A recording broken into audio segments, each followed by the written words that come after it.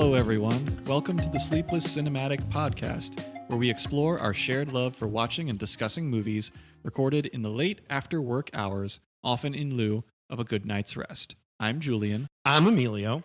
And I'm Madeline. The three of us are colleagues at a Midtown Manhattan music school. Yes, music is what brings us together, but movies are what keep us together talking at the end of the night. So we've created some order to this ongoing trend by recording these conversations, considering an overarching theme while we cycle through 5 unique guidelines for engagement. You can email us at sleeplesscinematicpod@gmail.com. Seriously, we would love to hear from you out there. You can also follow us on Instagram and on TikTok for updates, highlights, clips, and other visual supplements to the audio that we record at Sleepless Cinematic Pod. In addition to these main episodes, we record and release bonus one-off episodes as we see fit.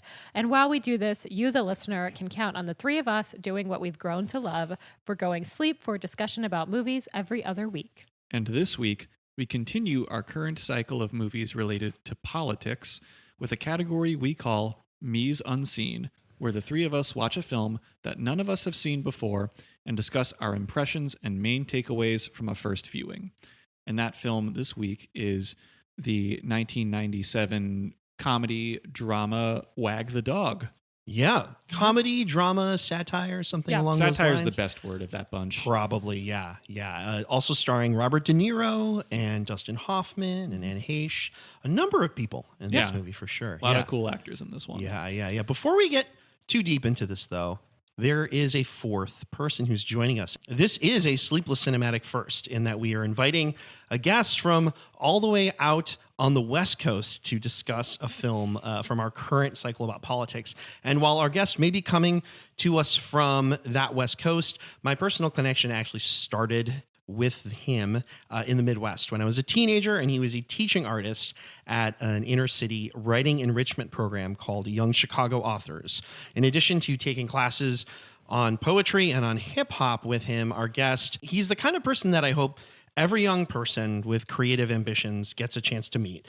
A down-to-earth, gifted educator who demonstrated that with hustle and passion and a desire to connect, your work can really matter and that you can actually make a living as an artist. It was really huge. And I mean, what an artist this guy is. He's an accomplished playwright. He's got over 60 original plays to his name. He's a breakbeat poet with a great feed that you can follow, by the way, wherever you stream podcasts, called Breakbeat Week. It's a musical way to take in the week's current events. He's also a published author, having recently penned a children's book. And speaking of children, he's a father too. And he's currently serving as the artistic director of the Seattle Children's Theater. This worldly appreciation for art and a sensitivity to family-friendly fare is actually what prompted me to reach out to our guest, because it was when he wrote on Facebook that we should, quote, put some respect on a bug's life's name. I realized I couldn't wait any longer to finally reconnect with this mentor from the past. And that person is Idris Goodwin. Idris, thank you so much for making time to be here with us. Oh, are you kidding? This is great. I love this. I listen to so many podcasts about movies, and it's like the last thing I do before I go to bed. And so when I found out about this one, about like staying up, it's like that's become my ritual just by myself. So like folks like yourself and others are like my little community, you know what I mean, that I listen to late at night while I'm at home after like rational people who aren't obsessed with films and don't like to just like watch certain scenes from movies like their songs, right. So I feel very at home here, and I appreciate what y'all do. Just, like, thanks for doing this. And actually I told somebody at work today that I was doing this, and they poked their head in my office and was like, "What's the name of that podcast?" Yeah, because like I listen to some, but I don't like some of the ones I don't like because I don't agree with their point of view. And I'm like, oh, and I read off like That's 5 fair. or 6 of them, and this one as well. So it's a blast to be here. Appreciate that y'all do this, and I appreciate that you guys teach music too. Like, I think that's so cool. Idris, real quick, before we go on, I just have to mention one little anecdote that is really, really meaningful and has always stuck with me. I've always wanted to tell you this. So back when I was taking classes with you in 2004, you were putting on a play, and I think it was called The Few. And it was inside of a store that was either abandoned or between leases or something. And I think there were seats that were just set up in the front of the store, and the stage was behind what was left of a counter. But I remember seeing it. I was just so blown away. It was like a 3-person play, and I just remember liking it so much. And I came back with 3 of my friends from high school to see it, and we all went out to pizza afterwards, and we just talked about the characters and your writing and our own writing. And I just want to say that was a very formative experience for me. I had never seen somebody put on a play in an environment like that. Just be like, here's an empty storefront, and we're going to turn it into a theater. And that was just so cool. That's so cool. Oh, thank you. You know, it's very kind. This is very affirming because you know, as I get older and take on more mammals in my house to care for, and I move slower and I go to bed earlier, I'm like, did you make the right decisions? Yeah, man. I But hear it's great, and I forget about those things, and it's just a reminder that you never know. You do the work, and you never know who it's going to affect or impact. You only remember the people who got up and left, Right. even when the house is pretty packed. You fixate on the 3 empty seats, Right. you know, like all that stuff. You fixate on the one person with their face screwed up, and you miss all, as Bruce Lee says, you miss all the heavenly glory sometimes, because you're looking at the finger instead of at the moon, you know. Right. So I appreciate and receive that. It's also funny that you're like, yeah, you know, like you were intentionally trying to do it in this unorthodox space, and I'm like, I thought we was doing it, like we was in that's Chicago though. Yeah, that is. It's apropos too for you know, one of the creatives behind today's movie too. Is like you compensate for the lack of resource with this very intense, very stylized, crackling dialogue, Right. and character. Right. You got to really lean into that stuff because you don't have proper, you know, theater seating or LED lights or whatever. Right. So you compensate with other aspects. 100%, man. I love that. And that's actually a really great way for us to transition over and maybe get a little bit more into this movie. Although I should say that we should not confuse this movie with The Power of the Dog. I mean, to effectively wag a dog, it would take some considerable strength. But yes, not The Power of the Dog, which was Jane Campion's Oscar-winning film from 2021. Also starring Kirsten Dunst, by the way. That's a good point. Yeah. But we're not talking about that. We're talking about Wag the Dog. Yes, and we should also not confuse Wag the Dog with Dog Day Afternoon. Oh, of course. Which we've we've discussed covered. before, and I've watched several times since then. I got pretty obsessed with that movie. You rewatched that recently. Yes, just this as of this recording 1 week ago, too, for the actual dog days of summer. Yeah, and the anniversary of the actual event that the film is based on. That's also true. Yeah, August 22nd. This film is also not to be confused with Isle of Dogs, the 2018 stop-action Wes Anderson film about a Japanese city that bans dogs and has them shipped off to a remote island, which I think is quite good. A lot of Wes Anderson fans were not huge fans of this particular film. I think it's a good time. I enjoyed it, too. I have not made time for that one yet, but I can say that about a lot of Wes Anderson films for some reason. Yeah. I got you. Ooh, can I do a dog one? Yeah, do it, man. It's also not to be confused with Jim Jarmusch's wonderful Ghost Dog, starring Forrest Whitaker and various members of Wu-Tang. Yeah. Which is also might be in my top 20. It's got one of the best first 2/3. Yeah. And a great moment based around a bunch of mobsters reciting Flavor Flav lyrics. Cannot Love be it. beat. You're right. You're right. That movie has such a specific vibe to it. It almost is in keeping with Ghost Dog himself, who kind of lives by a samurai code. That's right. And so the movie really kind of bends, I think, to his valence. It's really cool. Yeah. This film is also not to be confused with Wags the Dog, which is apparently the Wiggles mascot. I'm currently sharing this on our screen. His name is Wags. Oh, gosh. I didn't know that. He's a dog. Okay. Not to be confused Not with to be that. confused with. Yeah. I would say, too, that this should not be confused with the Tower of Power song, Don't Change Horses in the Middle of a Stream, which is off of their album Back to Oakland. Fantastic guitar solo, by the way, on that tune. Shout out to my buddy Drew Schultz for that one. Oh, nice. They should have optioned that for the campaign ad. I really think they should have. They missed an opportunity there. Okay, we discussed at the top, this is a Mise-Unseen episode. Yes. The three of us who are in this room together, we hadn't seen this movie before preparing for this conversation. Correct. That being said, Idris, you on the West Coast, this was a movie that when I proposed a bunch that we were wanting to take a look at, you were like, this is it, man. This is the one I want to talk about. Can you give a little bit of your personal history with this film? Yeah. So 97, I'm about 20 and I'm new to Chicago.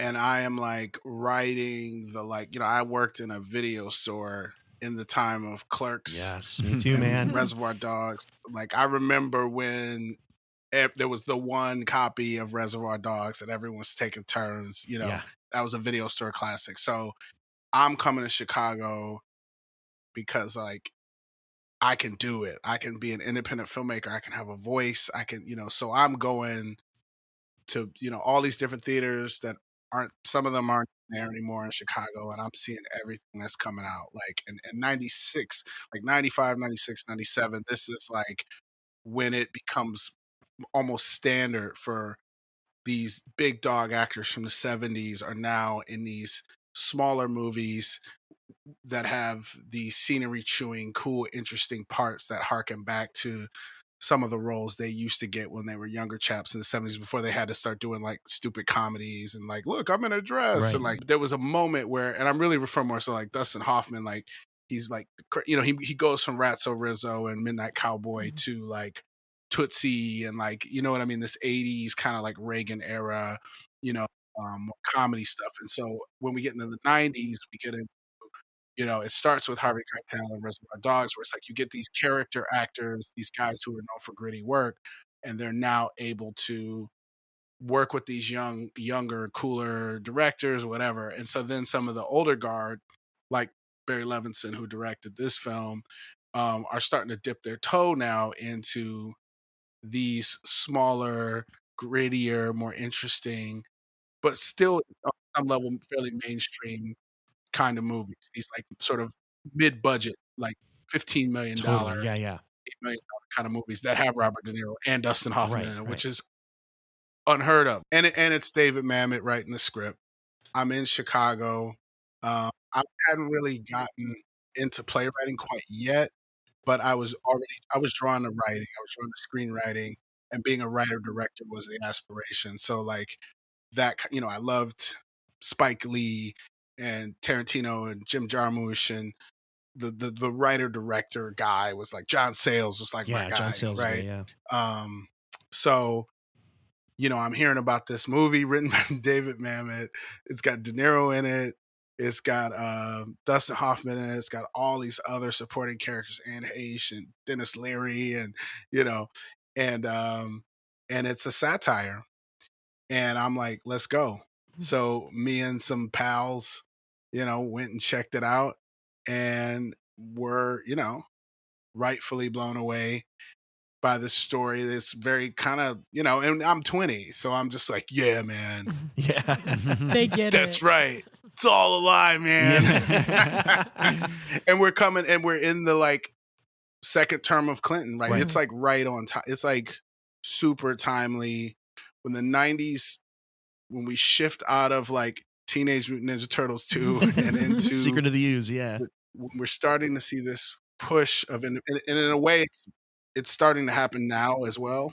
We're seeing that, like a lot of the IP driven stuff is like just feeling so stale. Mm-hmm. And then you get these movies like The Holdover, or like, like you're getting these other movies that are coming out of nowhere. And you're like, yo, how are these movies getting made? It feels like that again to me. Like we're kind of back in that moment. We're back in that moment because I just think generations have shifted, and it's just like always, it just like hits a ceiling. So anyway, I say all that to say, when I returned to Wag the Dog, which I haven't seen in years, but I was eager to watch because of what's happening now, obviously. Yeah. And there's so much about this movie that was really interesting to watch in like a time of Trump. Yeah. This thing about media, about obfuscation, and distraction and misdirection and media and what media kind of used to be, Right. and seeing what's remained the same and what has changed so Yeah. much, Good point. is really fascinating. It's also just like I don't think I completely understood and appreciated how much this is Dustin Hoffman's movie. Yeah. Like this is like Yeah. We're going to get to that for sure. he kills this. Like Totally. it's his movie. Yeah. Like he's I think I was so focused on De Niro for some reason because he's De Niro. Right. Yeah. De Niro was always my guy. But watching it again, I'm like, oh, this is Dustin Hoffman. This is the Dustin Hoffman character's story sure. because he's Yeah. the one who's got to he's got the choice, and it's really this morality tale. Actually, it's like it's it's like really just about pride, Yeah. the sin of pride. Yeah. Right on, man. How about you guys? Like, what was your previous exposure to this movie? I had like no exposure to this movie whatsoever. I was born in 92, so I don't remember a whole lot of the Clinton administration and certainly don't remember the release of this film. I don't even know, honestly, that I had ever even really heard of it before we were bouncing around ideas for this cycle. And the three of us were like sitting in this very room, just like kind of going back and forth with a few different options. And I was just kind of looking at, basic plots of ones that I didn't really know. And this kind of jumped out to me just because it does feel at its base so similar to the world that we've lived in since the release of the film.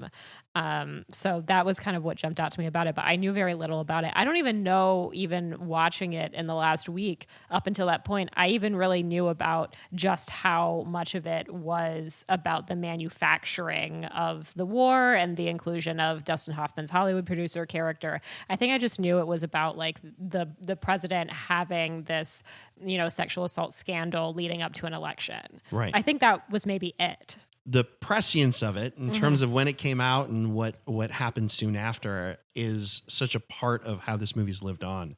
So it makes a lot of sense. Yeah. Yeah. And in my case, well, like I was born in 1997. On the other side of the year, I'm a January baby, but still, I mean, I was, needless to say, I was too young to experience the movie when it came out.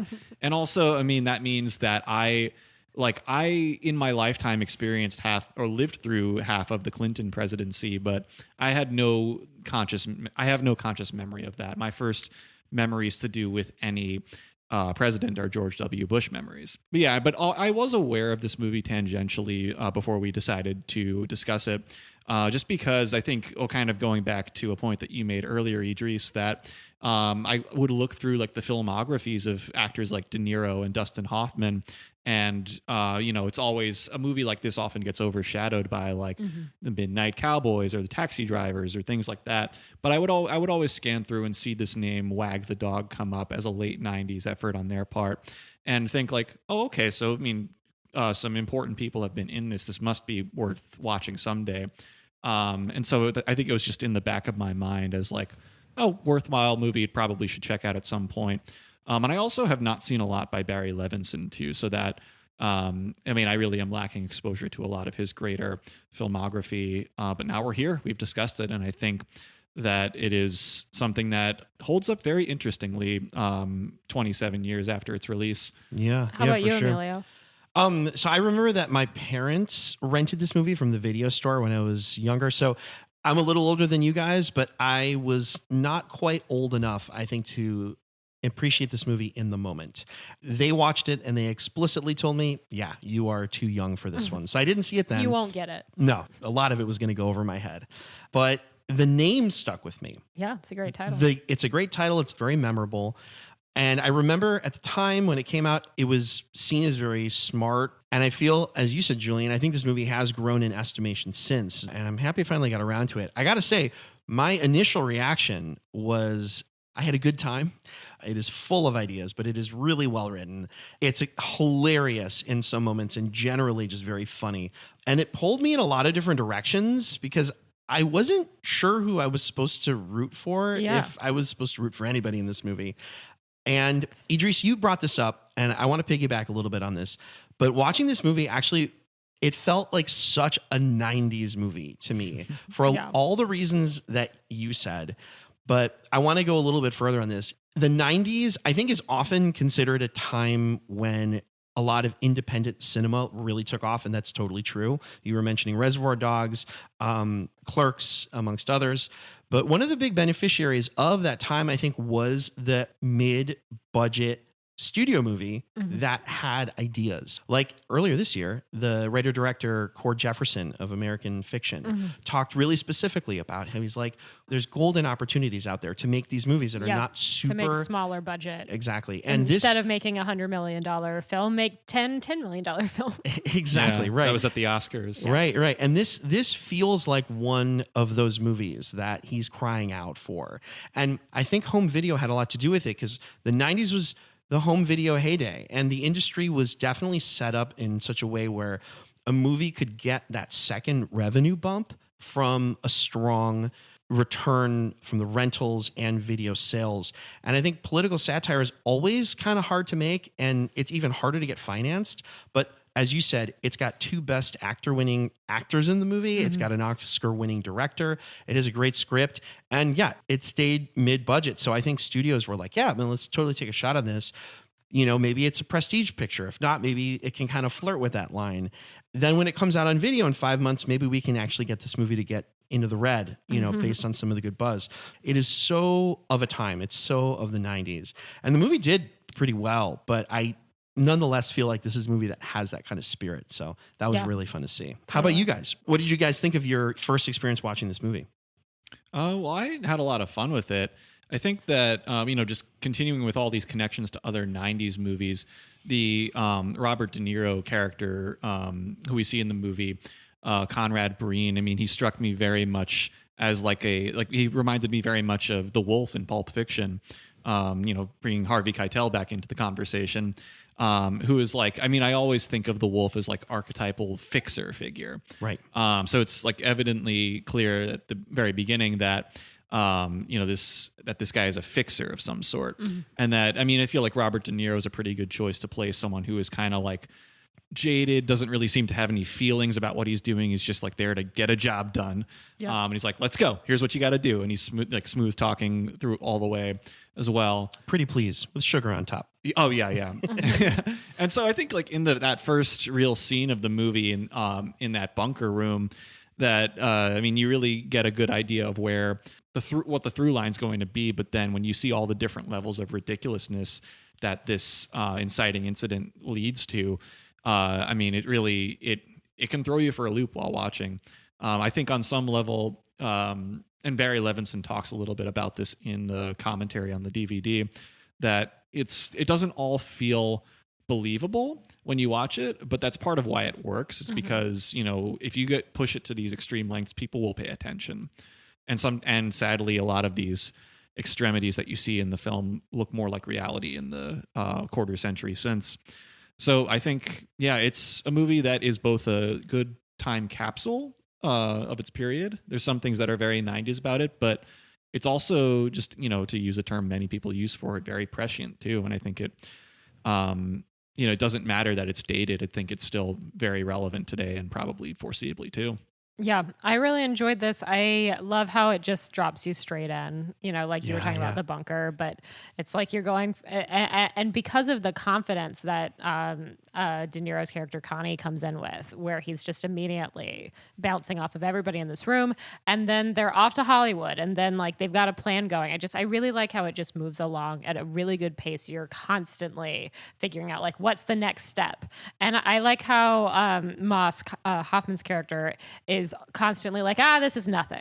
Like whenever they get into like, they get into a jam, like their current plan has been diverted some. And he's like, this is nothing. Like, and he's telling stories about his time in Hollywood and stuff. I mean, Idris, you already kind of talked about how this is Hoffman's movie. Like he's so captivating. Oh, he's so good. Yeah. I rewatched the first like 2/3 or so this morning just to process it a little bit more.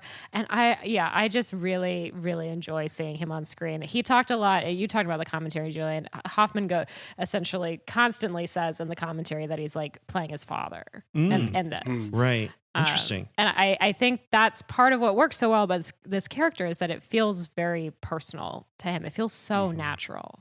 Well, it's interesting too, because is at this point when this movie comes out 30 plus years into like a storied career as an actor.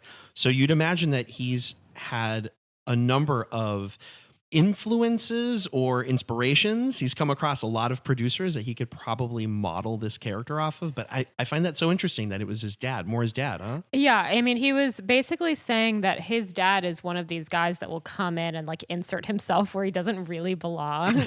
He talks about his dad like coming to the set for The Graduate and like giving notes to Mike Nichols. Oh my God. and how he was just kind of that guy. Like the scene when I definitely want to dig into this later, the scene with Kirsten Dunst where they're in the editing room and turning the bag of chips into a cat, which I love. Oh, amazing. But in that scene where somebody's on the phone with the president and Moss is like, let me talk to him. People are like, no, you can't talk to the president. Yeah, he encounters that a couple times. But Hoffman's like, that's the kind of thing my dad would do, which I totally believe from Dustin Hoffman's father. Yeah. It's based on Robert Evans, right? The Kid Stays in the Picture is a great documentary if you ever want to watch it. Also, there's a really great series about the making of The Godfather. It's called The Offer. Oh yeah, with Miles Teller, right? Great. Yeah. Yeah, it's excellent. It's like a great companion to this whole thing about like nobody knows what the producer does. Right. Robert Evans appears in that too, played by an Irish actor whose name I'm forgetting. And so like Robert Evans is this ubiquitous figure in a certain era that really defines like a certain era of Hollywood. So they said he's doing Evans in this movie, which he denies and says, no, I'm doing my father. But the costume designer made him look like Evans. Like he's Evans. Yeah. Like so anyway, just like companion viewing, you gotta watch Kid Stays in the Picture. Oh, nice. Great. And then The Offer if you ain't got nothing else to do. Yeah. And then Dustin Hoffman as well was saying in that commentary that he, like apart from any like specific reference that he, just in his dealings with Hollywood producers over the years, that they often struck him as the type of person who would, like in a classroom, like raise their hand before they know what answer they're going to say, just because they have to participate. But that they also like make it work, like Right. once they're called on. Yeah, I think the term he used was verbal gymnastics as soon as they start talking. And they like, even though they don't know what they're going to say at the start, they know by the end. I like that. We've been talking a lot about things that we've really enjoyed in the movie so far, but Madeline, can you just maybe, tell us a little bit about what this movie's about? We haven't talked about what this movie is about. So Wag the Dog. Our basic plot is that in the weeks approaching a presidential election, the incumbent's team is sent scrambling to divert attention away from a recent scandal. The president, who remains unnamed throughout the film, spent several minutes alone behind closed doors with a Firefly Girl Scout type, and she is alleging sexual assault. The president's aide, Winifred Ames, and expert spin doctor Conrad Breen approach Hollywood producer Stanley Moss. Why? Because their grand plan is to fabricate a war, and war is show business. They begin planting rumors of aggression in Albania, and before long, they've written a theme song, and they've leaked a fake video of a young girl fleeing the violence with her little white kitten in her arms. However, when the CIA becomes suspicious of the circumstances surrounding the war, the team must pivot before the public is reminded of the scandal. Yeah, absolutely. So we were talking a little bit earlier about how we had bounced around a few different ideas for our Mise-Unseen. And as we were discussing potential films for this cycle, this one jumped out at me because of the allegations against the president in the film and the timing just weeks before the election. And obviously we were talking already about the timing of this film's release during the Clinton administration around the time of the Monica Lewinsky scandal. And it's often referenced in relation to that. However, we've since had another close parallel, the infamous Access Hollywood tape released by the Washington Post on October 7th, 2016, 1 month before the election between Donald Trump and Hillary Clinton. However, Trump didn't need a war after the Access Hollywood tape. Although he dropped some in the polls and lost some key endorsements, he ultimately still won. So my question for you guys is, did the Trump campaign have a war, have a version of the Wag the Dog war where they tried to shift focus from the issue? And if not, why didn't they need one in our modern society? My immediate thought is that though it is not a war, that yes, I do remember there being a tactic of deflection that was used in the weeks leading up to that election, which was that the FBI director, James Comey, reopened the investigation into Hillary Clinton's emails Yeah. 1 week before the election itself was supposed to take place. And that was, I just remember thinking at the time, like, oh, this is total maneuvering. Yeah, but her emails was like a meme. Exactly. And it's like, here is this like matter that is like, like maybe, in the abstract, it's something that should be dealt with, but it is not the right time for it. It is not as serious as everything else that's going on. And, if you're opening it up 1 week before the election, that is like a very obvious tactic of maneuvering. And like, as, someone who then and now votes blue, as many other people I know do, I would remember being very upset about that, seeing what they were going for. And like, I don't know how much influence that really did have in the abstract, but still, I remember just being pissed off seeing that. Yeah. Idris, what do you think? So this for me is probably one of my top two things that I noticed that has changed.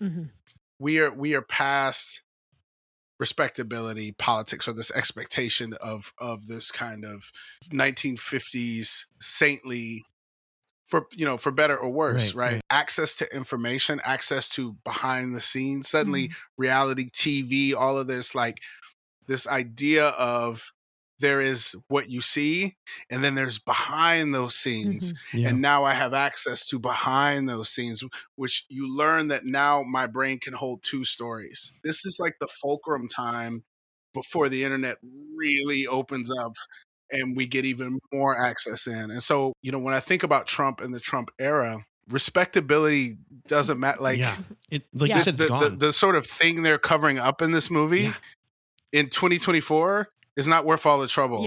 Yeah. They're not going to create a war for something like that. Of course. And they did it. And it's funny because, like, ironically too, like, we're also in real wars now. Like, that's now the issue now, that people like won't take, like, we got so many wars going on right now. Right. I know. Unfortunately. So that is the thing that really hit me watching it. That was like, damn, like what a sweet time it was where it was like, oh, like this, it's like this person was being indecent. Right. Oh shit, we got to fake a war because of some indecency. Totally. Whereas now it's like, it's commonplace. It's just kind of it's just we're past respectability, for better for worse. Right.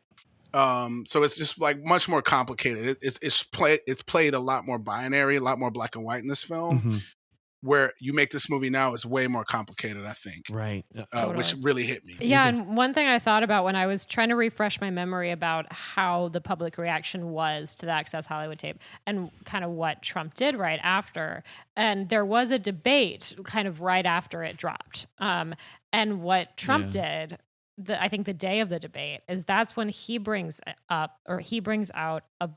several women that accused Bill Clinton of sexual assault. And that was his kind of, they did it too, which I think is a terrible defense. I forgot about that. You're right. Yeah. I had totally blocked that out. It's a terrible defense to be like, I may have done this. I may have admitted to it on tape, but her husband also did it. So we're just going to we're going to forget about it. Addressing your direct question, I was thinking Trump at the time, he was just a candidate. So he probably didn't have the resources or the security clearances to really pull a Wag the Dog, I guess. But he did do something I think really effective. And I think he was very cognizant of the fact that if he used that term locker room talk, that was like a term that I think got thrown around a lot. Yeah. And he said it, and I think people who were supporting him and endorsing him used it as well. But it kind of became this reference to this idea of culture. And I know that term itself was very divisive because it spoke, Idris, what you were talking about, respectability. It spoke right to that, this idea that, do we want a leader that is going to lead with that type of admission, to be like, yeah, it's just what guys do, man, you know? Yo, this is you just blew my mind. He's both the De Niro character and the Hoffman character. Trump is both of them. Wow. Oh, like he gets it. He knows media, bro. Like he does. Casinos, Yep. boxing, professional wrestling. Like he knows the moves. He does, yeah. So in a way, it's like he's post this. He watched this movie probably. He's time, lived yeah. the movie. Yeah, he's post this movie. Yeah, like yeah, that's what's so interesting about. That's why I want to talk about it. Yeah. And rewatch it in this moment, because it's so much about this moment, but it's also so much about how much we've gone beyond. You know. Yeah. That Clinton moment. He was not trying to divert attention away. Like even his defense still kept in mind the accusations, like the situation. So I think that's one of the core differences. Yeah, that's a great point. But between like what happens in the film, they're trying to divert attention entirely, like absolute like left turn. Yeah. But all of his defense still have what he did and what he said at the forefront.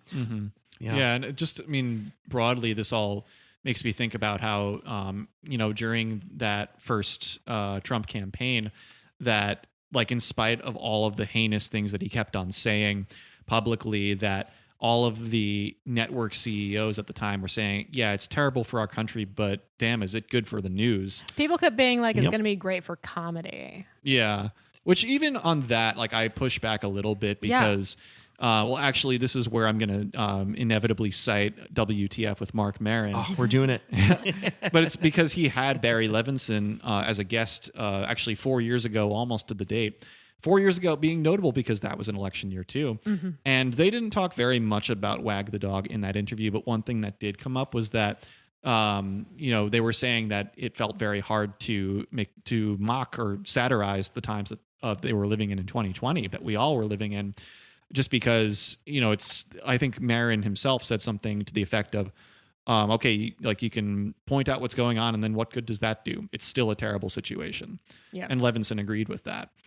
Part two of my question is, do we think Conrad Breen would have had a different strategy for Trump? I actually do. He seems pretty well connected, I think, with the cutting edge of technology.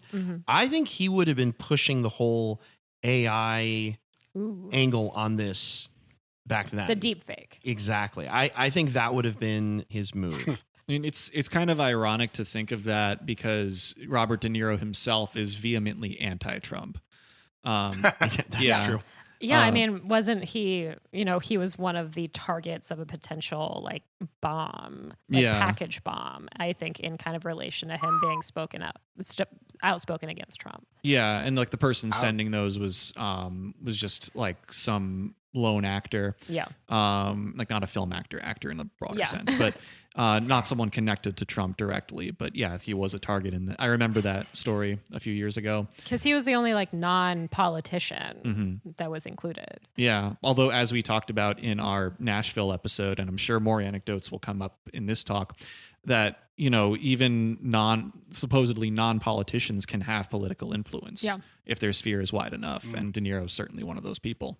For sure, man. Just that term satire is like one of those terms that people toss around a little bit. But so for the purposes of this conversation, I define satire as like intentional augmentation of reality to point out its absurdity, immorality for comedic value, but really in service of a point. So I think of mockumentaries like Bob Roberts, Tim Robbins, Jump Off, another great indie 90s flick that's about politics and obfuscation. I think about Don't Look Up more recently, one of the more recent ones, to which there was a lot of vehement backlash. Bamboozled, which I love Bamboozled. I definitely top get to 5. And this film, and I have my hot take here is that Americans don't like satire. Interesting. I just feel like they don't like it, and it's amazing to me that satires are even produced. They're rarely produced. Right. We don't make a lot of them, which is why I can kind of rattle off like all of them right now, and they're all like 30 years apart. Right. So that's what I wanted to open up to y'all, because y'all are a little younger than me. There's probably been even less satires. I was thinking about this. I made a little very incomplete list of movies that have something satirical at their core, but with characters who are questioning the morality of what is going on. And you listed one of them, which was Bamboozled. I love that movie, and that is a really underappreciated movie that really came and went when it came out. And I think that's a movie that has the Jada Pinkett Smith character in it that's like, wait a minute, what's going on here? Why are we making these decisions? I also think about another very well-known film, beloved film actually, Network from 1976. This is, a movie that is all about the rise of sensationalism and a lack of a moral compass in television news. But that movie has the William Holden character.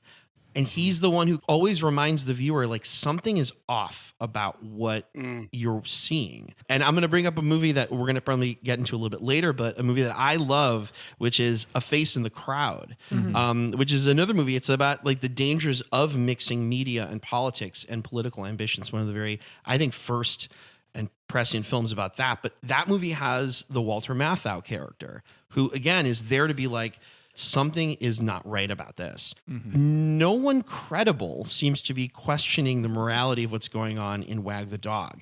Yeah. There are some characters that do show up and are like pushing back a little bit, like, are people can actually go for this?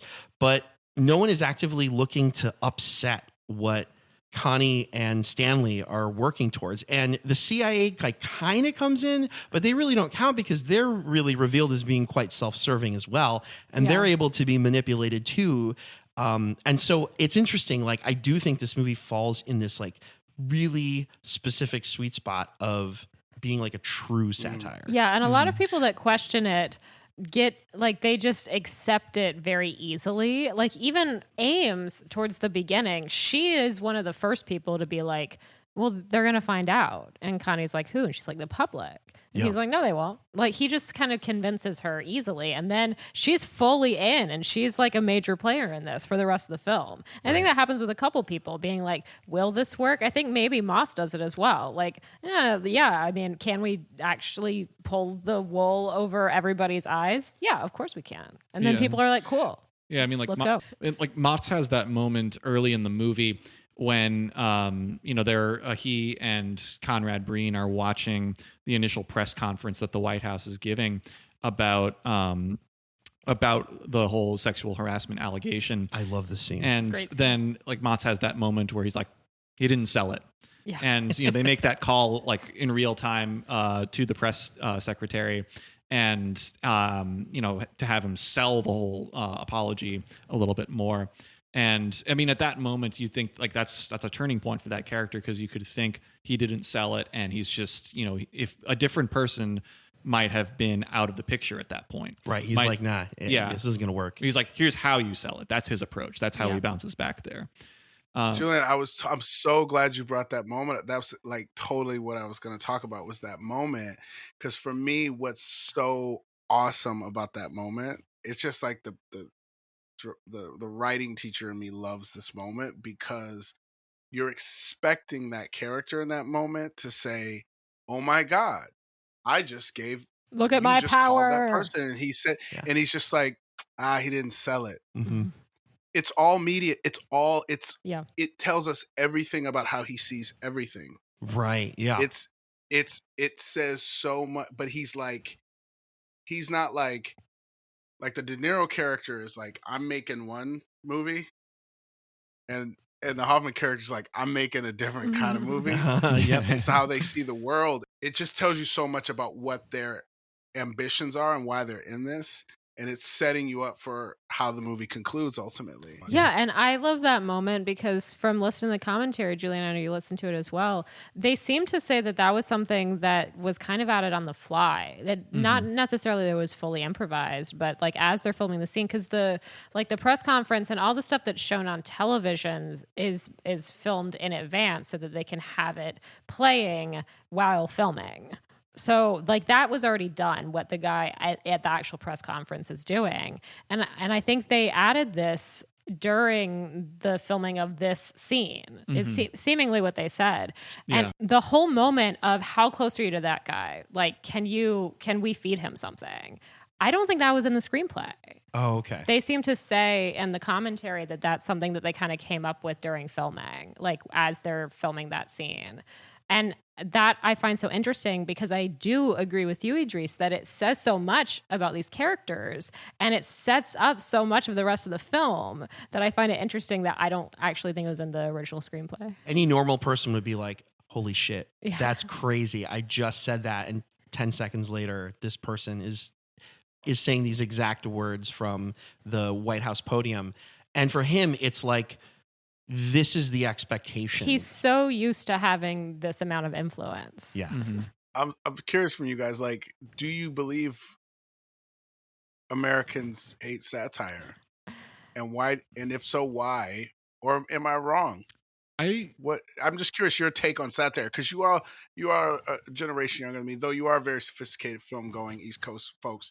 But like Strange Love, I forgot, gotta give some love to Strange Love. Mm-hmm.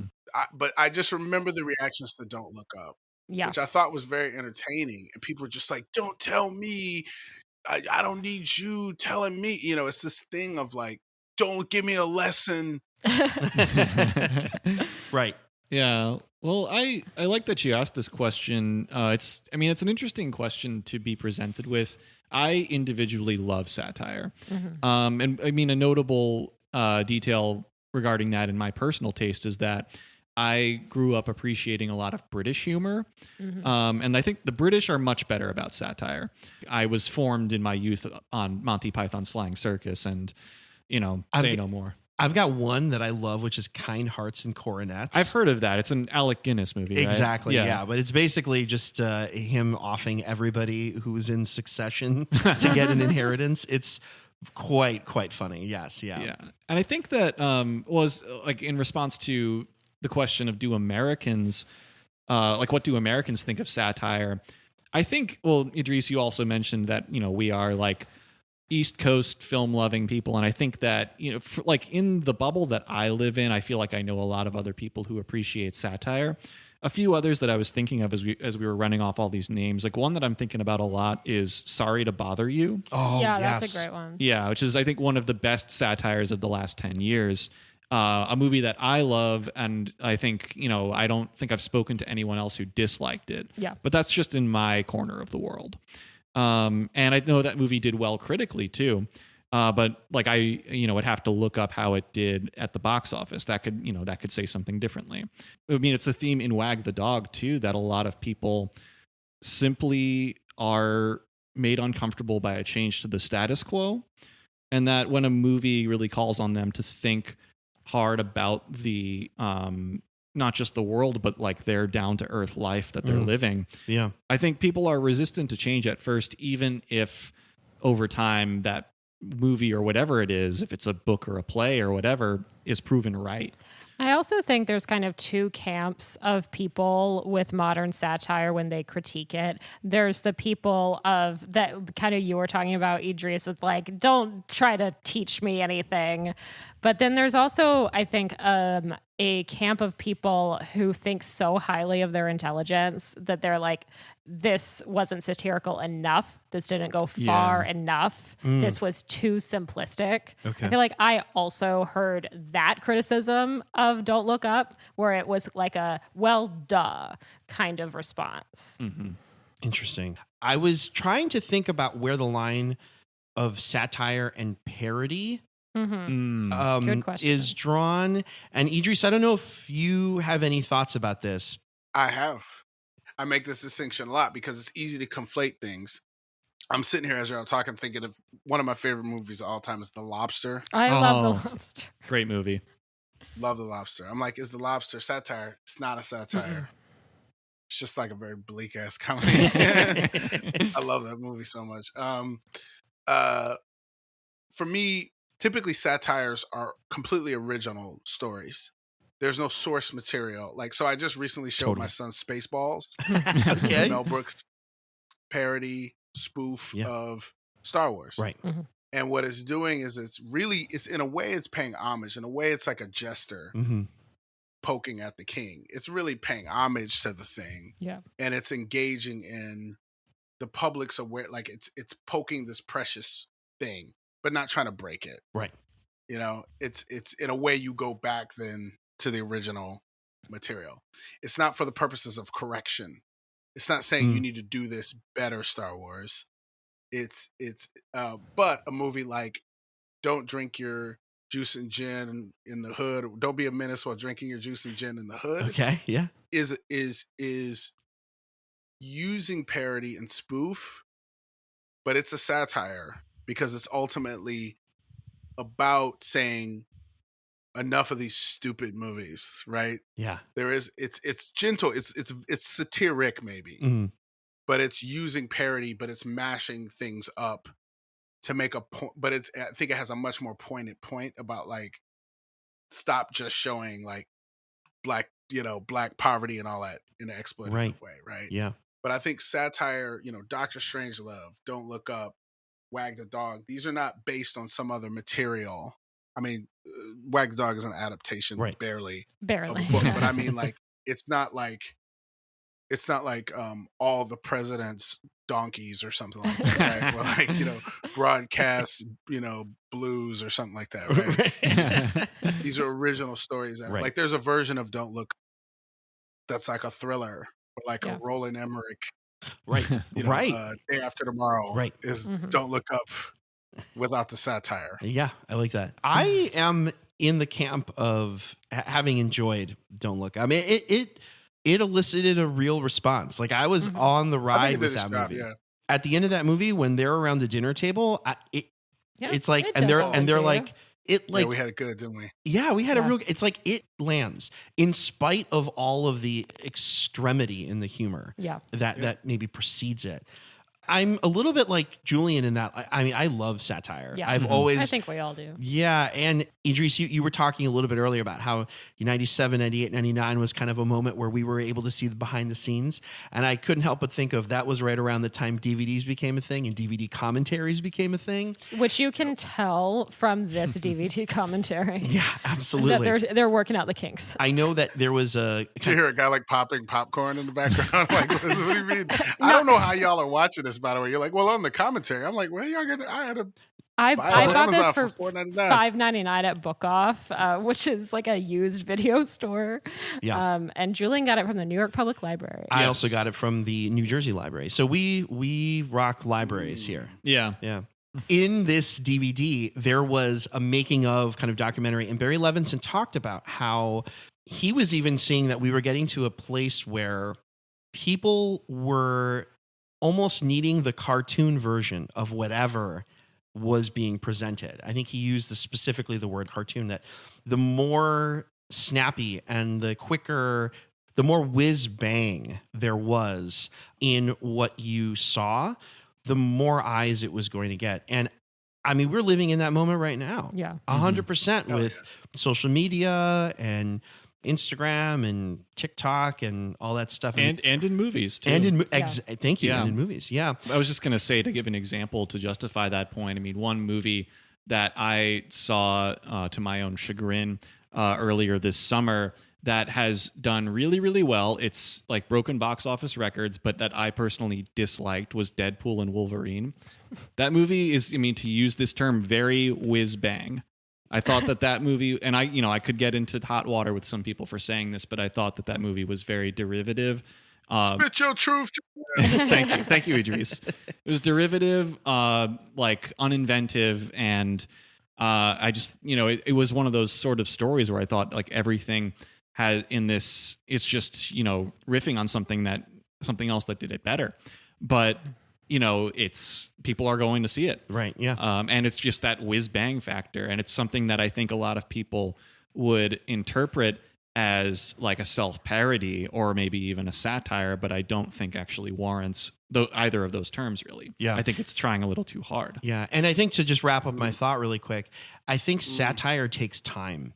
Yeah. Like, I think it's important that you live with the characters for a little bit. You see A turn into B, turn into C, turn into D. And I don't think that is something that a lot of people these days are making time for. So to your point, that's kind of where I see the disconnect with the American public and satire. But I don't know, the three of us seem to really like it. So. To your last point too, I think the other characteristic of satire that we have to really like point out too is that it needs to resemble reality Yeah. Yeah. to make its point. And so that is like the difference, I think. Parody is like out the gate. This is silly. There's a tone and an energy Right. to parody. You know, it's got this bubbly light. It feels like comedy. Right. Satire feels like drama.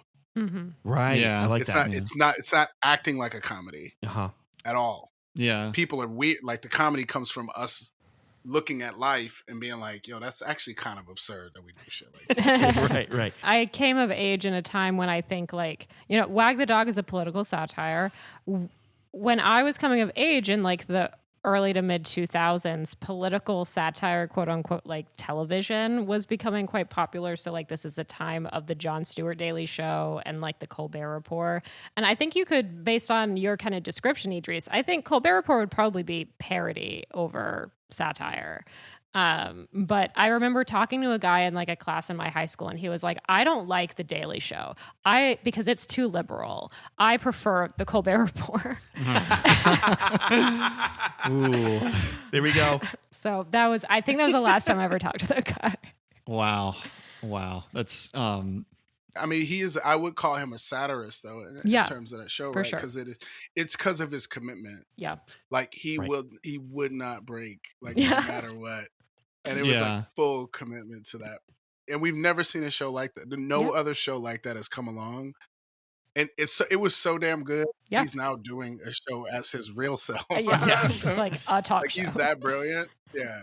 Yeah. Yeah. Thank you for reminding me of that show. Yeah. That just reminds Very me of a interesting. time like when Trump had recently been inaugurated, when a friend in college was showing me that Sean Spicer had retweeted something from The Onion praising what it was saying. Oh, yeah. Oh, Yeah, it's like the same effect. Totally. there we But- go. But also speaking of television satire and comedy, I mean, a recent show that I was thinking of while watching Wag the Dog that I think could be deemed a satire, even though I think it's not the only thing it is Succession. I knew you were going to say that. Yeah, and there was one episode in particular of Succession that I was thinking of in the last season, which is an election episode.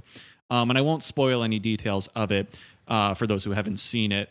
But you know, like many of the same concerns that you see in Wag the Dog come up there too, where it really just feels like this small club of people fighting over personal biases to determine an outcome that affects the entire country. Yeah, because it's basically like the process that is presented to the public is not the process that it actually happens behind the scenes. Yeah, and the Interesting. cynical reading of that is that like, you know, we are convinced as citizens that we are crucial participants in the democratic process.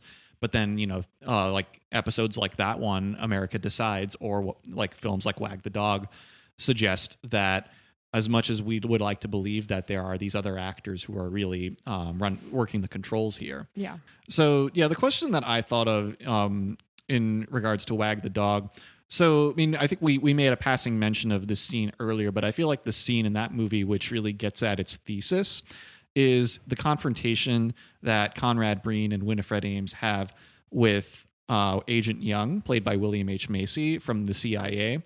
And during that scene, Conrad Breen says to Agent Young, "But if forced to choose between the security of your country and the security of your job, which would you pick? And while you hesitate, permit me to suggest that they are one and the same, your country and your job." And then says a bunch of other like smooth talky things around it that also hammer home the point. So in this scene and in the film's greater arc, I mean, it really feels like the prime motivation of most of these characters is the preservation of their jobs, their employment, and thus the greater status quo. And there's nothing said about party affiliation. You don't know if they're Democrats or Republicans or whatever, or any greater philosophy, really.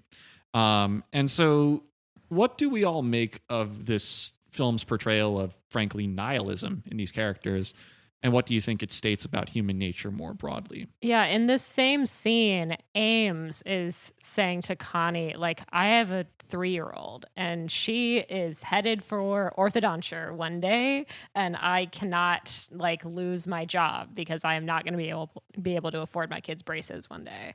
Like, and I think she comes back to this at another point later. I think like so too. I have a family and at first, when I see like the CIA has caught her and others trying to manufacture a fake war. I'm like, she's going to prison. Like, she is going to have to testify in front of Congress and will be convicted. So when I hear like, I have a 3-year-old, I first read it as like, she is afraid of going to jail. But no, she's just, I mean, I don't think that it could ever, I guess, in their minds get to that point. So her thought is just like, I'm going to lose my job. But she's going to be fine. Like, if he loses the election, she'll find a different job. Like, it's so interesting to me how she goes straight to like, my entire life and my family's life is ruined if we lose this election. Do you think in some way that was some manipulation? That was kind of Perhaps. trying to create a sob story? Maybe. Yeah. I don't know. That was kind of how I read it a little bit. It could be. Like, she was trying to be a little savvy in the moment. And then Conrad out-savvies her. Yeah, she's also rambling about her medications.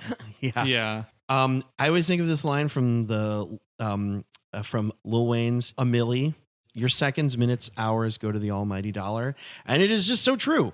I don't know anybody who this isn't the reality for. That is a lot of us. And it's especially true for people who don't have a lot of money. Yeah, so when William H. Macy's character says, permit me to suggest that the security of your country and the security of your job are one and the same. It's like the security of your country and the security of your life are one and the same in the minds of, I think, a lot of the American public, both in this film and in reality. Yeah. Yeah. How about you, Idris? I can't not. So watching this movie, it's a political satire written by David Mamet. David Mamet more recently has become really polarizing. Yeah. Mm-hmm. I think he's more contrarian Mhm. and a bit Okay. kind of over it all. Like, I think he's just a little, I think he's always been very scrutinous of the posturing of sort of boomers and like boomer liberalism and neoliberalism, which I think, given when he sort of becomes this beloved Pulitzer Prize winning playwright, late 80s, early 90s, he's got a front row seat to the real salad days of boomerism and neoliberalism, like in America in the Clinton years and all that. And so I think this film, in a way, I start to see it a little bit, like, because now he's like just outright just knocking over tables, just full grumpy grandpa, and he's trolling. The lights are on in there. Like, I don't obviously agree with his perspectives or his opinions, but like, I'm putting respect on that man's name, like as a crafts person, like as a writer, like, you can't front on the bars. Right. In this film, he doesn't believe, he believes politics and polarization, labeling yourself, I'm this, I'm that. The performativity of it is just that to him. He's just like, people as a model have not really innovated that much. There hasn't been that much innovation in like human beings. We got more stuff, but like we still want the same stuff. Yeah. Right. This is like, I feel like, is his perspective, and we're just bullshitting a lot. Yeah. And so that line is like, and this is very like hardcore base level drama, is like, what does this person want in the scene? Whose scene is it? And that's what I love about the climax of this film and the journey that Stanley goes on. Yeah. Is Let's go there. I'm saying it from time to time too, where I'm just like, I want the credit. Yeah. Absolutely. And he says it when we first meet him. Yep. He talks. He tells us what he's about. Yeah. And it's like, people don't change. People tell you what they're about. And so I don't know, that moment that you bring up, Julian, to me, it really is the theme of the film, which is like, push comes to shove, end of the day, people make choices based on their own desires, their own biases, and politics is just another platform, and if you look at his work in The Untouchables, films like The Untouchables, or plays like Glengarry Glen Ross, which also made a film out of, it is ultimately just about human beings, their obsessions, their flaws. State and their Maine jobs, is another their one fears. I really like. Oh yeah. The old mill. Yep. I want to transition, if you don't mind, right into what you just said there, because this was something that really hit me. I mean, I felt like right when I started to get a little tired of how neatly everything in this movie was coming together for the main characters, the very end kind of threw me for a loop in the best way. And like you said, Stanley says this at the very beginning. He shows us, he's like, right. No, of course. I know I can't get credit, but it comes up constantly. I think because of how propulsive this was, Madeline, you said at the top, you're like, one thing moves to the next and they're here and they're there. You kind of forget that this has been simmering the whole time. And it just takes that one like Charlie Rose show or whatever that they're watching to just have him pop. And Conrad tells him very specifically, he's like, you are playing with your life, which very well put. and he persists full well knowing that he is breaking their handshake deal. And it is intimated throughout the movie, but I found it a little disorienting in a good way, that it was his character's final note. And you said at the top, man, that this is Stanley's movie. This is Dustin Hoffman's movie. And I'm kind of curious, do we really think that Stanley doesn't understand the stakes of this, or that his ego is so fragile that he is like knowingly digging his own grave? I mean, that's something that came to my mind too, is like, where in his experiences do we think maybe it really became about Stanley, the frustrated artist? I don't know, maybe it was there all along. I don't know. I'm just curious what you guys think. Yeah, you said it was simmering through the film. And the thing is, I think this has been simmering through Stanley's entire career. And he says that a lot, of like, they don't know what producers do. Like, they don't give Oscars for producing, which you get an Oscar if you produce Best Picture. So I'm going to, just point that out, that you can still win an Oscar as a producer. Whatever. I see it. I take the point.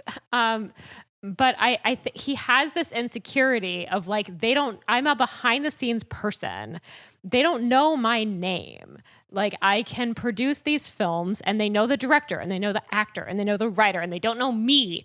And he's so obsessed with that in his film career that it carries over, so easily to this situation that he has found himself in. Right. Yeah. Now it feels like a good moment to point out, just as a relevant fact, that Wag the Dog was produced by Barry Levinson, Robert De Niro, and Jane Rosenthal. Two of those names people would point out, but one might get lost in the fray. But yeah, that I like that you brought all of that up, Madeline, because that's another dimension of Wag the Dog's satire, is that it is a satire about filmmaking too, in its small moments, where there's also, I think maybe in that same conversation where it comes up that there's no Oscar for producing, that, you've got De Niro and Hoffman saying things about never having won an Oscar before, even though we as viewers know they both have. Yeah. And so, there's that irony, and also that, you wonder, is this movie going to get nominated? Is Wag the Dog going to get nominated for anything? I know that Hoffman got nominated for Best Actor, so. Yeah, nominations for Hoffman, and then Best Screenplay. Adapted screenplay. Yeah. But then also going back to the question of like, what do we think is going on in Stanley as this all is happening? I mean, maybe I might be reading a little too deep into it, but I wonder if, well, going back to the idea of there being some kind of nihilism, if maybe on some level he knows that, this desire for recognition could kill him. But like on some level he knows, but he's old, he's had a long career, and he's jaded at this point. And maybe if that's the last note of his life, maybe he wants to go out with a bang of some kind. Yeah. Yeah. Idris, how about you, man? Best line, he says, "It's the best thing I've ever done." Yeah. Because it's so honest. Yeah, I love that. As he's staring at the sham man. funeral. I can't hate on David Mamet. I disagree, but come on, bro. That's fire. That's so good. I mean, that's the movie. Yeah. I mean, that irony, that paradox. And yeah, like you're playing, I mean, even the poetry of that line, you're playing with your life. Mm-hmm. They're playing with life. They're playing with Yeah. Yeah, it's so it's a parable. I mean, it's like almost like biblical. I'm reminded that like Dustin Hoffman is known for playing Willie Loman in Death of a Salesman. So there is this kind of thing around like men in their jobs, men in their professions, and all they are is like the thing they've left behind. And it's very old school and very like kind of romantic and troubled, but this is the perspective, the point of view and what the film is about. I mean, it shows up with like De Niro's like, all right, what's the job? Like, he's a fixer. He's getting out of the car. He's going to work. The movie starts when there's a job, Yeah. you know? Yeah. And I'm going to go talk to another guy about a job. We're doing a job. Yeah, absolutely. And it's like, I want credit for my job. Yep. Yeah. Yeah, and well, you mentioned. And I'm going to kill you. Movie's over. Roll credits. Well, you mentioned the death of a salesman connection, which is something that Dustin Hoffman brings up in the DVD commentary too. That, like, I mean, I think by his own comparison and that things people had pointed out to him that, you know, if you're looking for a comparison in roles that he's played, that Stanley is closest to Willy Loman in that way. It's the credit that they want. But then also, I mean, you know, to add to this note that the movie ends on, I mean, that it's very brief, but we do get a sense that there is not only real world ramifications of this whole Wag the Dog scenario, but there's some harm that's been done too, that there is word about some people in Albania claiming responsibility for a terrorist attack. And so something that was just, you know, cooked up as a story has had like a real impact. It's, you know, life imitates a kind of art. Mm-hmm. And, you know, we're left with this note that a bunch of powerful people trying to keep their jobs has led to, you know, people lower on the totem pole actually being harmed. You know, you get the sense that, like, obviously Stanley Motz is not okay at the end of the movie. But a lot of these other characters, they are probably going to be fine. Winifred Ames is going to be able to afford her kids' orthodontia. If her kid exists. If her kid exists, that's true. You don't know. And, you know, like, and maybe Agent Young will be able to take up golf early as Conrad Breen suggests that he will. But, you know, like, they're okay. But what about the state of the broader world? Yeah. And one other quick thing from the commentary. I mean, Levinson just kind of, you know, he talks about, like, you know, this movie could have ended on a much lighter note. Like, it could have just shot to Stanley on a beach somewhere. Literally the cover of the DVD of them holding their cups and just, hey, we did it. And then freeze frame. Credit roll. That could have been it. That could have been it. And then he's just living a perfectly happy life. I think the fact that they choose to go this direction really underlines the themes of the film. And as you said, Emilio, it did strike me a lot from how neatly they are kind of tying everything up. Like, hey, it worked. Every time something went wrong, Stanley was right when he was like, it's nothing. Yeah. Like, we'll figure it out. Right. You know, one thing I'm just reminded of, this is totally Rando Commando because we're talking about the end. And I didn't notice it before, but it was really hit me, is like the naturalization of the guy who's driving them in the truck. Yeah. He's got no lines. Yes. Really? Yep. Then they naturalize him right after, like, homie leaves. They get rid of they naturalize him as a citizen. And I'm like, damn. Yep. Like, you know what I mean? They're like, really what is covering that? every and angle. it's set up earlier, which like I said, I rewatched part of it this morning. When the scene with Kirsten Dunst, randomly Ames runs up to, like, the PA and is like, is she an illegal immigrant? Oh, yeah. They And I talk was about like- it a lot. I was like, that's a weird question. And she's like, the president cannot employ an illegal immigrant. They say it a few times, but I think that is the most clear setup to later. You know, that's why they have to naturalize him, because the president cannot employ an illegal immigrant. But it's this thing about choices and transactions. Yeah. Like, to me, just in the theme of it, it's like Stanley refuses the transaction. Yeah. And he has to die. It's the devil. It's the deal with the devil. Yeah. You know? Mhm. And this guy is like, okay, I'm going to be a citizen. Yeah. You know? He signs on. So it's like we see one guy sign off, and then we see this other. It's just the choice to shoot it that moment. Yeah. It's Yeah. so powerful to me. Totally. Because it's so subtle and small. And as an audience member, you're like, good for that dude. Right. Yeah. It's, yeah, But just where they put it is Yeah.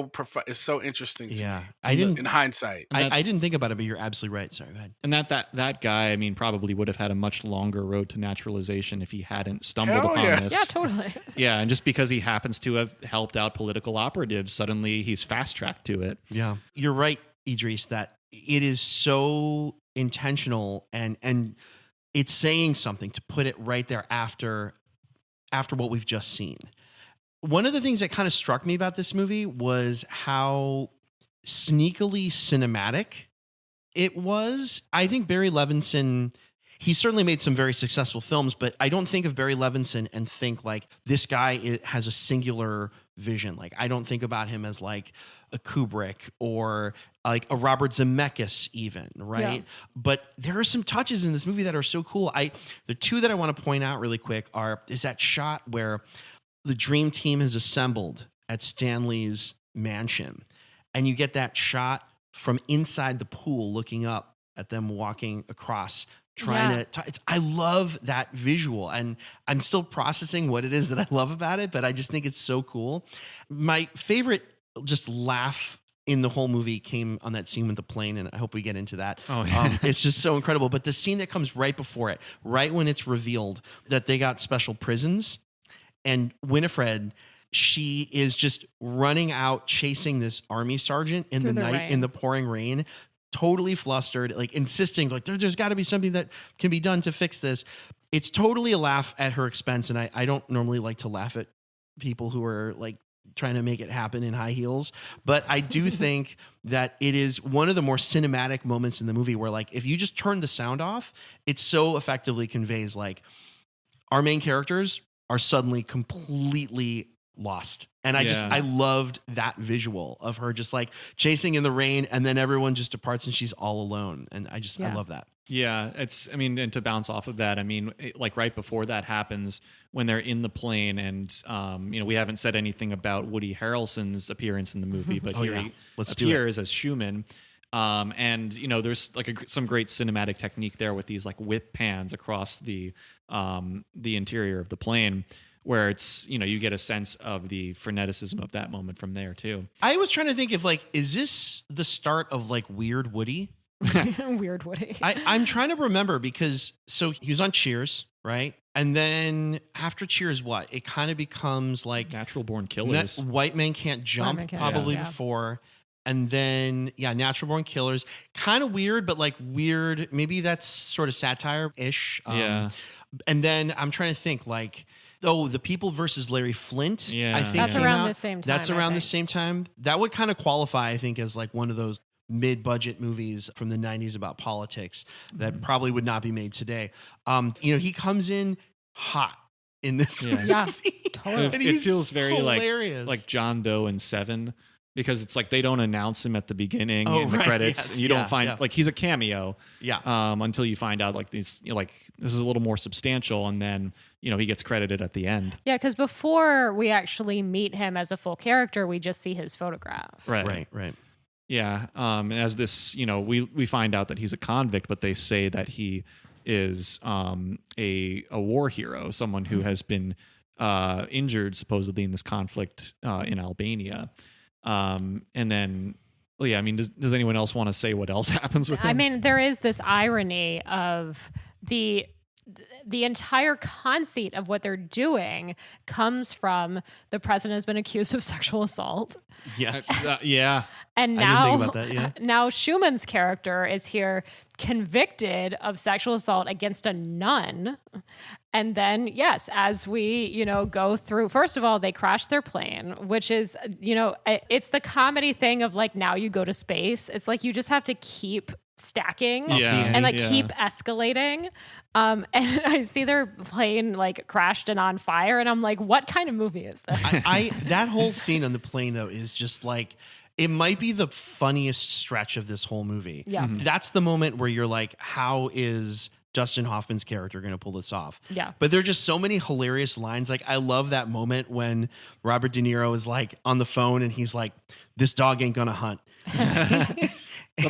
Such a good line. Also, when they're standing there awkwardly with Schumann in the plane after the guards have left, and he's just, to break the silence, De Niro's just like, how you doing?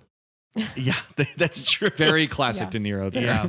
I also love, speaking to what he's been convicted of, he's like, if you're going to keep me out, I'd kind of like the chance to go to church, if you know what I mean. Like, they sneak every little thing into there. And I love that line too, where Hoffman is like, back in the old days, I used to think I was a pharmacist, the stuff I had to carry around. Like, Yeah. it's just, there's one line after another in that whole scene. And, you know, they're in this plane, turbulence, and then suddenly he snaps and he's like, what did you mean by that? And you're like, what is and it's like what's going such on? an innocuous comment that like sets him off. And then they're fighting and then the plane crashes. Yeah.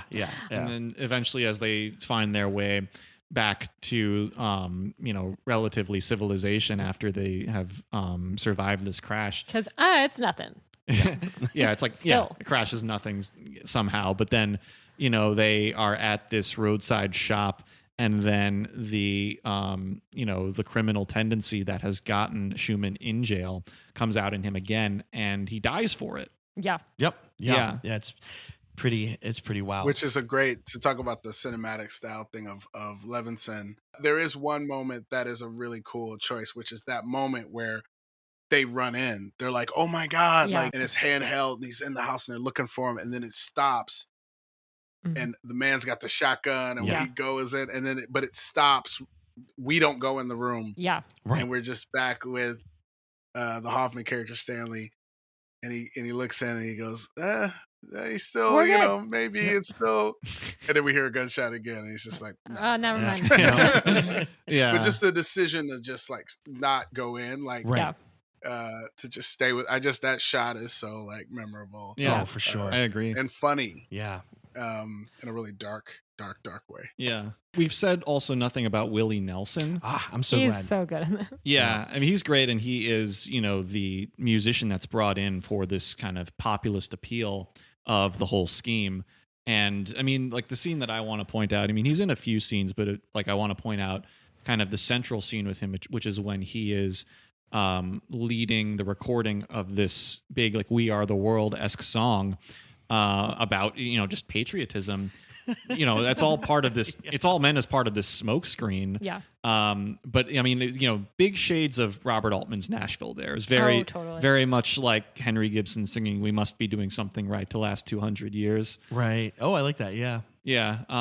But yeah, it's like, I mean, I think the scene kind of speaks for itself in terms of its message, but it's a really crucial point in the movie, and comes back to one of those messages that came up in Nashville, which is that, like, even the arts can be political if they're used to that end. It's also at this point that the war has ended. Yeah. Like, while they're doing this recording, they like go into another room and watch the TV, and the war has now ended. So now they have to pivot, and they go back out, and Hoffman's like, Johnny, like, the war is over. We're all very sad because the war is over. And now we need a new song. And Willie Nelson as Johnny is like, well, I was going to go get drunk. And Hoffman's like, yeah, you go get drunk, but then I need a new song. What key do you want it in? I don't know keys. Yeah. I like their back and forth. And then I do like the scene right after that where he writes the new song. Yeah. With Yeah. Pop Staples, man, like, what a get on that. I mean, Pop Staples just has such an inimitable voice. And it feels, that feels so natural. And Levinson said that he didn't really let them get a full rehearsal in because he really wanted to feel like they were learning it together. Awesome. Yeah. Gotta say too, guitar playing accuracy, pretty spot on. Of course. We see With a the lot two of that of them, throughout. I believe it. Absolutely, yeah. One of my favorite moments with the Willie Nelson, Johnny Dean character, that moment when Stanley shows him the political cartoon and he just kind of starts riffing on it. He's like, you can sit on my lap if you love me, but don't put your hand down there. And it's like he spins out this whole song, and the cutaways to like Conrad and Winifred of them being like, what the hell is going on right now? I love it. And that was the thing for me where it was like, in that he is one of those characters where he only communicates through like country music style lyrics and aphorisms. He is the film's way of, I think, addressing the more rural message that is supposed to speak to the greater American public. And America. Yeah, exactly. I found his presence to be quite fun. Yeah. Also, haven't said anything about Dennis Leary too.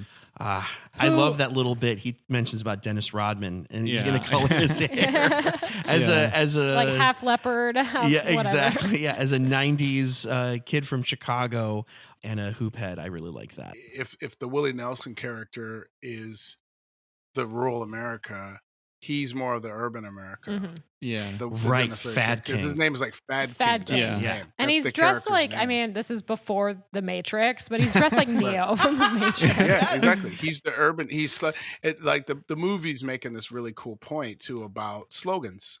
Yes. Just slogans, words, and artists. Kind of. I mean, in a way, it's like kind of. He's like, I'm gonna go get drunk now, right? Like that character is like, these are creatives who like to. We like to party. These are the other ones. Yeah. Yeah, you're right. Their machines do not kill fascists. And certainly Mamet and Levinson in a way there's some that's part of it too. It's like the way in which the artists make their choices too. Right. I just wanted to, shout out Kirsten Dunst in this. Yeah. Oh, we got to talk about the Let's Tostitos go. chips bag. The chips bag, I think the movie, if it doesn't grab you by this scene, like it's gonna get you. At this point, once they hand her the freaking chips, she's like, "Can I hold the kitten?" And he's like, "No." And she's like, "Why not? Like we need more options, and we're gonna punch it in later. You're gonna punch the kitten later." And I watched it several times, and every time her just going, "These are chips," like just absolutely got it's me. great. Yeah. I also feel too, that's a very cinematic moment as well, because it's a lot of it's kind of one take. One shot. Yeah, one shot sort of kind of whipping around from character to character, and then you have all those animal handlers, and he's like all these and it's like he doesn't get a calico cat, and He's so also, Hoffman is so adamant about I want a kitten and not a cat, but I'd say what they end up with is a cat. oh yeah, that's a full grown cat. feline. And another thing that I was thinking about with Kirsten Dunst's character is that I think with this scene in particular, it would be really difficult for them to pull this off in the modern like social media era, because she would have an IMDb page. Like she's so intent on getting her credits, she would have social media. Like it would be so easy to track her down. Even in the reality of the film, I'm like, someone would know her, right? Like someone. Yeah. Oh yeah. They probably they use AI now though. Exactly. Yeah. Like, Yeah. I'm like, they altered, they turned the chips bag into a cat, but they should have maybe altered her face some, because someone's going to recognize this person. Ain't you Albanian? I also want to mention one more thing. Mark Knopfler Yeah. making the music Yeah. for this. Wow. Yeah. Guitarist extraordinaire and Dire Straits frontman. Kind of bluesy vibe, but also a little unresolved throughout, which I really liked, and I felt like it really served the film quite well. So Yeah. shout out to Mark Knopfler. Nice score. Underrated film score, to be honest. And also, I mean, it's worth mentioning too, it came up in one prior episode that the Dire Straits song Walk of Life weirdly fits perfectly over just about every movie ending. I believe Wag the Dog is not an exception to that. Test it out. There we go. Yes, this would have been the moment for him to do that. Any last things we want to say that we really liked? I like William H. Macy's line, when the fit hits the shan, someone has to stay after school. That is good. I also like his line about two things I know. There's no difference between good flan and bad flan. I love that they're doing it in a Mexican restaurant. It just kind of ties it all together. Really nice. So, yeah. Apparently, he and David Mamet went to college together. Oh, Yeah. yeah, that sounds about right. Yeah. Yeah, they know each other very well. And, there were no household objects in the film that I recognized, unless you count that. I'm sure I've had that bag of Tostitos at some point. but one prop that I enjoyed was that hat that Robert De Niro's wearing. Oh, which- yeah. Which It's quite a decision. I kept thinking about a hat that he wears in The Deer Hunter, too. Right. Wondered if that was just a little callback to that. Okay, I could see that. Yeah. The last thing I was going to say is just I like the little Orwellian nod that happens when Conrad and the Fad King are leaving. I think they're going to go to Nashville. And he has that line where he says, we're going to war. And Fad King says, he's like, the president's declared war. He's like, no, we're going to war. We haven't declared war since World War II. And it's just a really nice nod to the way that, language can be used to just obfuscate and, hide that kind of double speak vibe. I like that it was there. It was pretty fun. Do we want to make some time for our unlikely shared universe? I've got one that I can You got put one? in. All right, Julian, go for it, man. Okay, so we were talking a few moments ago about this actress who appears in the, in quotes, wartime footage in the film. And so we learn her name is Tracy Lime. And this experience that we see in Wag the Dog is formative for her, but not in the sense that you might think. And she is an actress going into this, but after this experience, she decides that she's had it with the fakery of acting. And, but, you know, the situation that she's been put in has stuck with her in a way. And she decides that part of what she wants to take from being placed in this video is that she does not want to experience these sorts of things fakely. She wants to be on the front lines. And so she decides to take up photography and drop the stage name Tracy Lime and go with her given name, Lee Smith. And she decides that she would rather put her life on the line and go and witness events like what she was supposedly put in the film firsthand than have any of the sort of security that many of the other characters in Wag the Dog are angling for.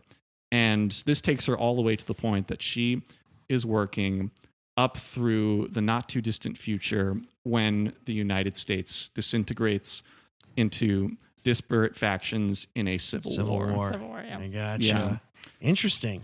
That's Yeah. quite the pivot there. Yeah. I think it tracks. The one thing is I think Civil War is supposed to be slightly in the future, but it's fine. Yeah, It's okay. The not too distant future. Not too distant future. Yeah. She just looks great for her age. Yeah. I could do mine next. Yeah, go 'cause for it. it's, Yeah. It's minor. I don't know who all will get it. Okay. So Press Secretary John Levy is a constant throughout this film. We talked a little bit about his key scene where he is fed a line from Hoffman, from Stanley, but he's in a lot of the kind of war room kind of bunker scenes. And he's on the younger side. Connie refers to him as the kid at one point. So he's reasonably early enough in his career that he could shift, that he could become disillusioned with politics and move into a different career. So he temporarily enters accounting, becomes a pro at it, but also gets really bored with the monotony of his new job and his new life. And so he becomes obsessed with the idea of preventing the next generation from making his same mistakes. So he decides to become a professor at a local community college in Colorado, teaching accounting. But don't you dare take his course looking for an easy A, because he will insist that you seize the day. I did drop a hint somewhere in this. Is this the television show Community? It is the television show Community. Wonderful. There's an episode where he leads the debate club. And so I don't think he fully, lost his interest in politics.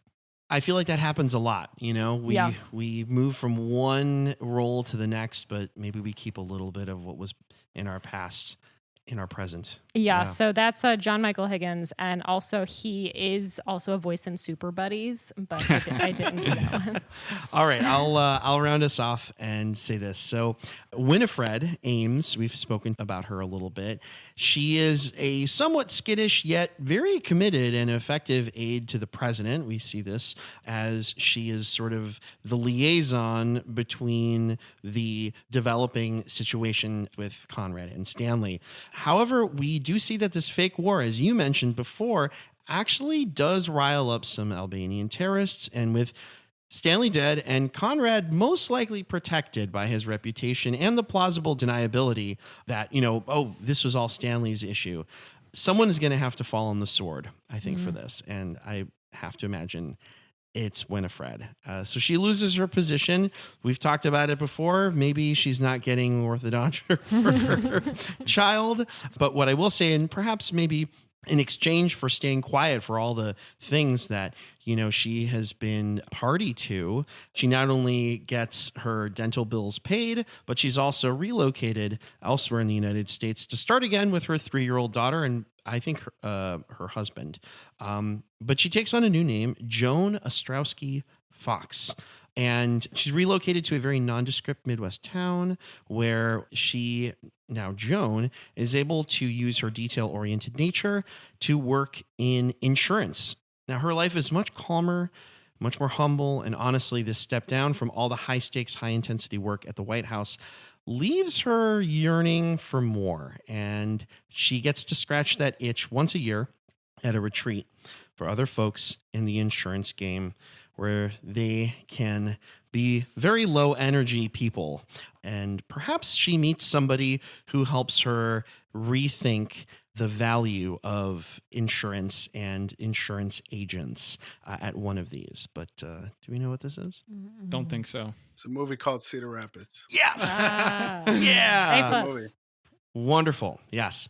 And that is Anne Heche, by the way. Are there God any bless- final yeah, thoughts? Rest in power, Anne Heche. Yes, definitely. Yeah. Thank you.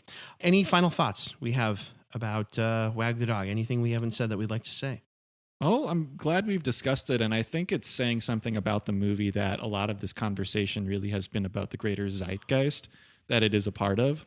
What it says both about movies and also the state of politics and really human nature. I think there's no denying that it hits on some really powerful universal truths. Yeah.